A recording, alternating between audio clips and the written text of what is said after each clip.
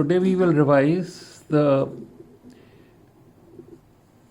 osteology or the anatomy of the foot. So,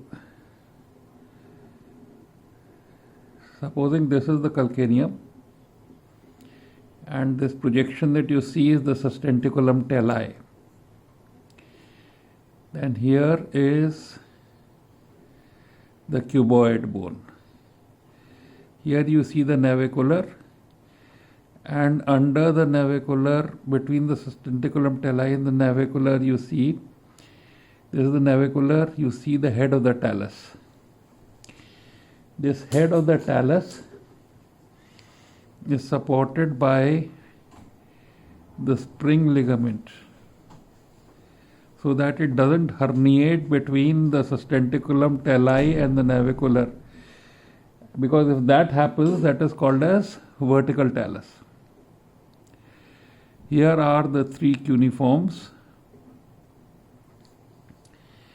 Here is the fourth metatarsal, the fifth metatarsal, which has got a tubercle here, on which is inserted the peroneus brevis tendon. The peroneus brevis tendon from the lateral side. Then the peroneus longus arches around like this and gets inserted onto the medial cuneiform. All right. Then you have the third metatarsal, the second metatarsal, and the first metatarsal. Then you have two phalanges here and three phalanges on the rest of the bones.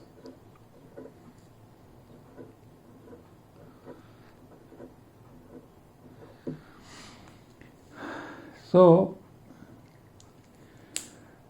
let us make the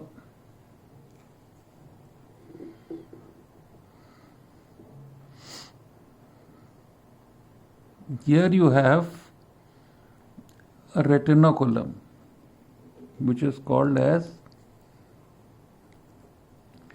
the flexor retinaculum. And between the flexor retinaculum and this concavity of the calcaneum, the first structure to enter is the tibialis posterior. This becomes the. Then you have the flexor digitorum.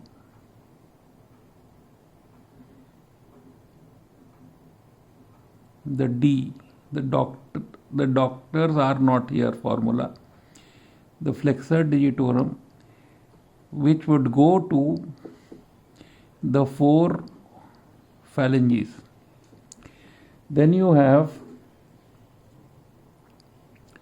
the artery, the posterior tibial artery, with its two veni conniventis, that is the doctors. Then you have the nerve,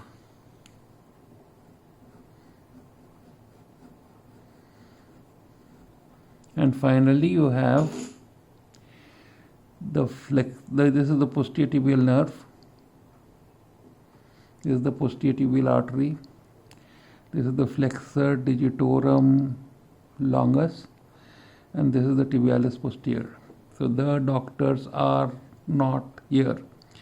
So finally you have the flexor hallucis longus tendon through the porta pedis, which goes towards the hallux, and the flexor digitorum and flexor hallucis cross at this juncture, and this is called as the knot of Henry, where they cross. So this is the flexor hallucis longus tendon. Now we begin from the fourth layer of sole, and in the fourth layer of sole, the muscles are two muscles, two tendons. This is the fourth layer, and these two muscles are palmar and dorsal interossei, which get connected to these are the palmar interossei, because palmar interossei are adductors, and the dorsal interossei you can't see from the side because dorsal interossei are abductors. So if this dotted one is the dorsal interossei, it will get inserted here and it will abduct this thumb, whereas the palmar interossei would adduct these thumbs, though this has its own adductor hallucis. So palmar and dorsal interossei are two muscles, and the two tendons are the peroneus longus and tibialis posterior. We'll convert this into the same color, the peroneus longus and the peroneus brevis here. The peroneus longus and the tibialis posterior are the two tendons in the fourth layer, and the palmar and dorsal interossei, the two muscles. The two tendons are peroneus longus and tibialis posterior. So this makes the fourth layer of sole. Then the third layer of sole consists of three muscles. The three muscles are adductor hallucis. This muscle is adductor hallucis, arising from the third metatarsal and getting inserted into this, and the abductor hallucis and abductor digiti minimi. So the adductors and abductors. This is adductor hallucis, okay? And the two abductors, the hallucis and the digiti minimi, are arising from a projection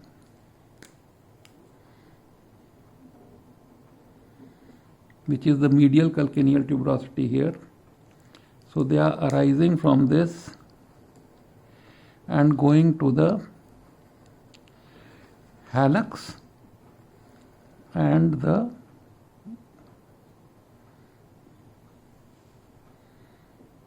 digiti minimi.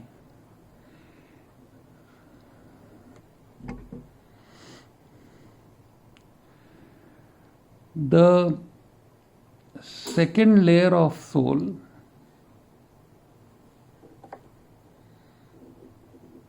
consists of two tendons, two muscles and two tendons. The two tendons are the flexor hallucis longus and flexor digitorum.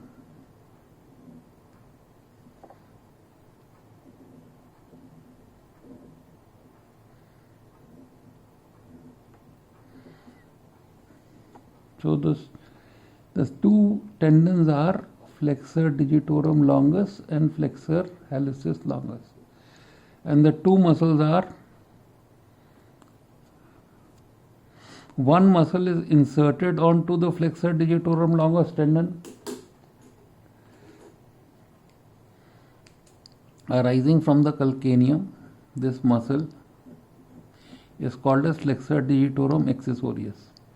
So it's inserted onto the digitorum tendon. So this tendon and this tendon would put a force which is parallel to the hallux. So there is this flexor digitorum accessorius, and then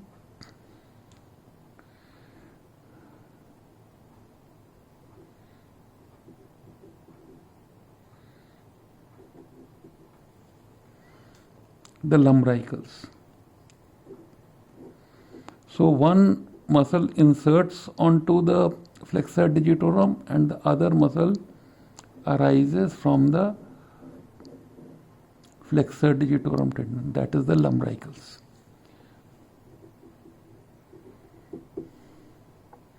And the first layer of sole consists of flexor between abductor hallucis and abductor digiti minimi. So the first layer is flexor hallucis brevis between abductor hallucis and abductor digiti minimi. The second layer is flexor digitorum longus, flexor hallucis longus, one muscle inserting onto the digitorum longus and the other muscle arising from it, which is lumbricals arise and flexor digitorum accessorius is inserted onto it. The third layer is adductor between two flexors. Now this is not abductor, this is two flexors. And these two flexors are flexor hallucis brevis and flexor digiti minimi brevis. Now remember this was not abductor. So the third layer, to revise, consists of an adductor between two flexors. Here it is a flexor between two abductors. And last layer is the peroneus longus and the tibialis posterior tendon and the palmar and dorsal interossei, the pad dab muscles. So these are the layers of sole as you look from below. And these are the structures that pass through the porta pedis. This is the gateway to this concavity closed by the flexor retinaculum is the gateway to the foot. So it is porta pedis. Now we will see the foot from dorsum. And dorsum is much easier. The dorsum first consists of a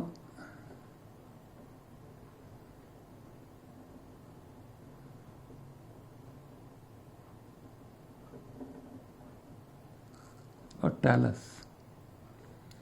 This is a medial side and there is a comma shaped articular surface here.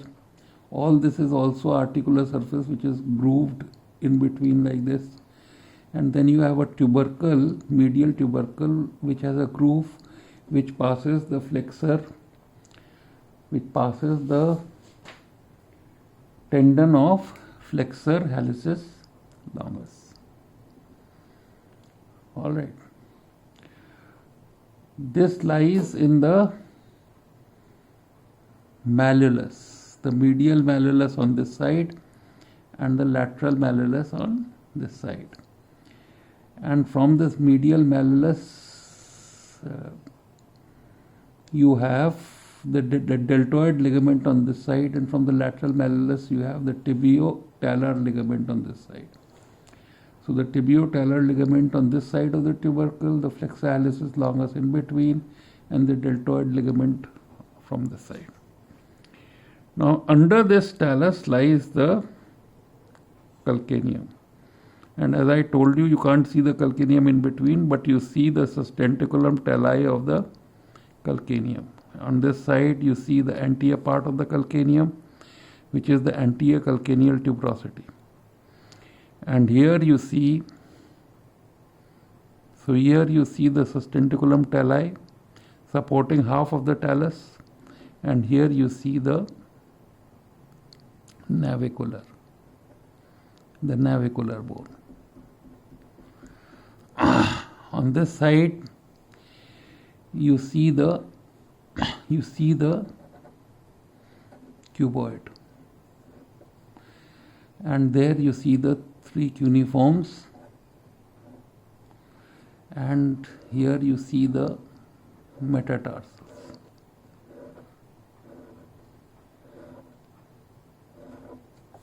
And this is the fifth metatarsal with the tubercle for the peroneus brevis tendon. So this tendon pulls the peroneus, this tubercle, it avulses from here, and this is called as the Robert Jones fracture. And it may have to be fixed because the pull of the tendon doesn't allow it to unite. This is the metaphalanges. These are the three phalanges.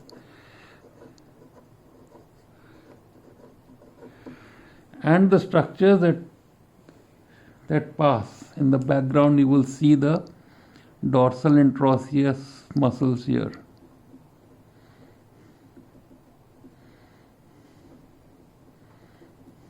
Right, and the structure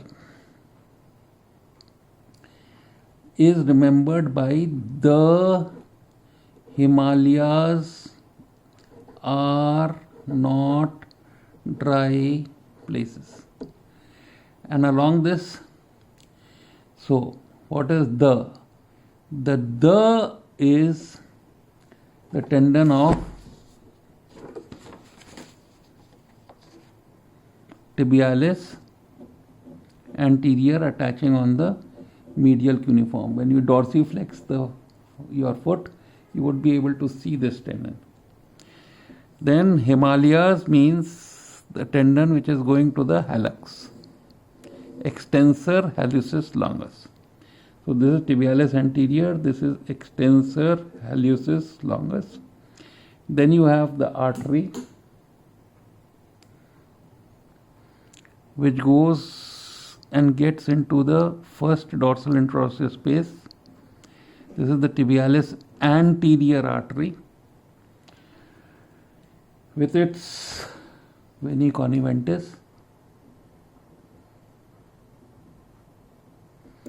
getting through the first dorsal interosseous space. Then you have the nerve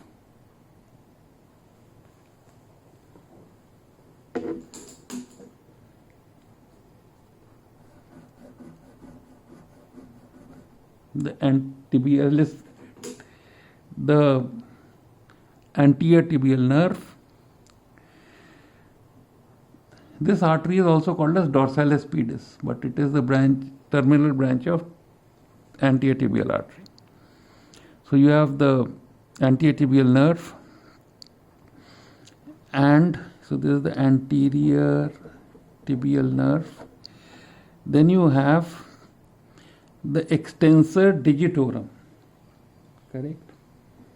So the digitorum goes to the rest of the digits. Extensor digitorum longus.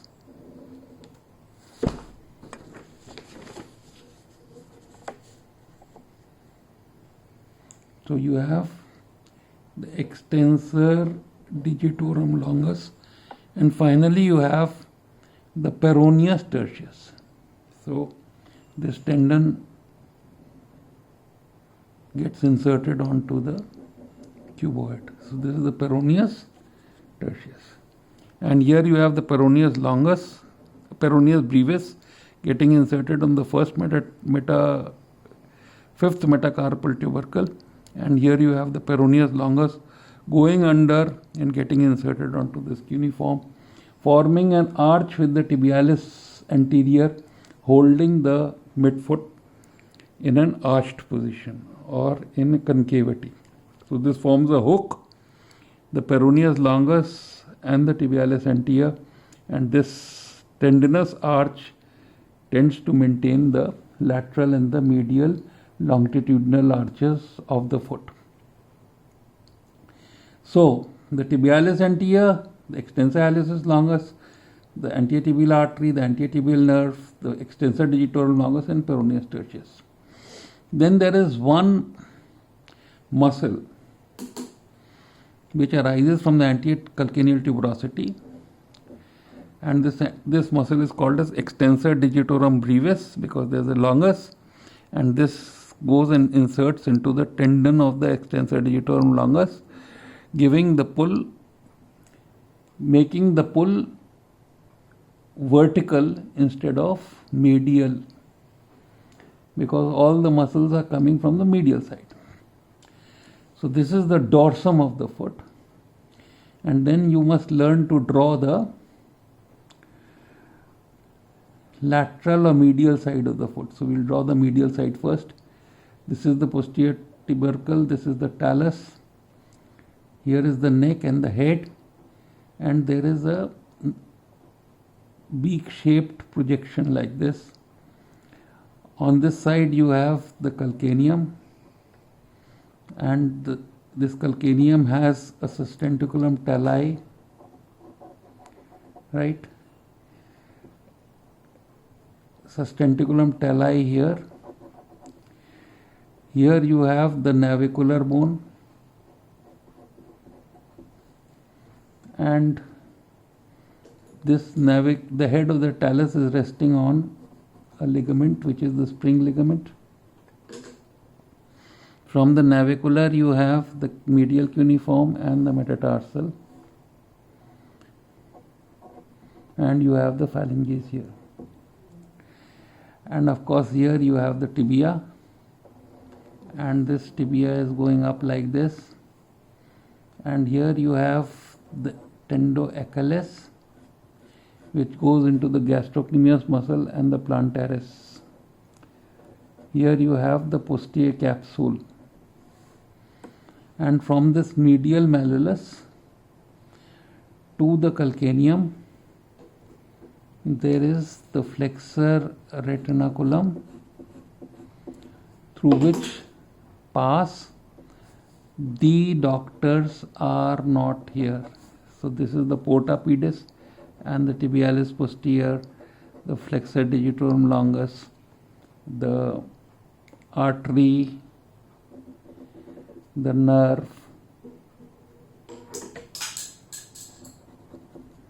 and the extensor hallucis longus tendon pass through this porta pedis into the foot. The tibialis posterior comes from here and gets inserted into the navicular like this. The flexor digitorum longus and hallucis longus cross over as they pass below the navicular, and this is called as the knot of Henry. The tibialis anterior is coming from this side and getting inserted here, and this is the anterior capsule of the talus. From the lateral side there is this subtaloid joint, and here you see that it is articular behind and articular in front. This articulating the sustentaculum tali and that articulating the calcaneum, but there is a sinus here which is called as the sinus tarsi,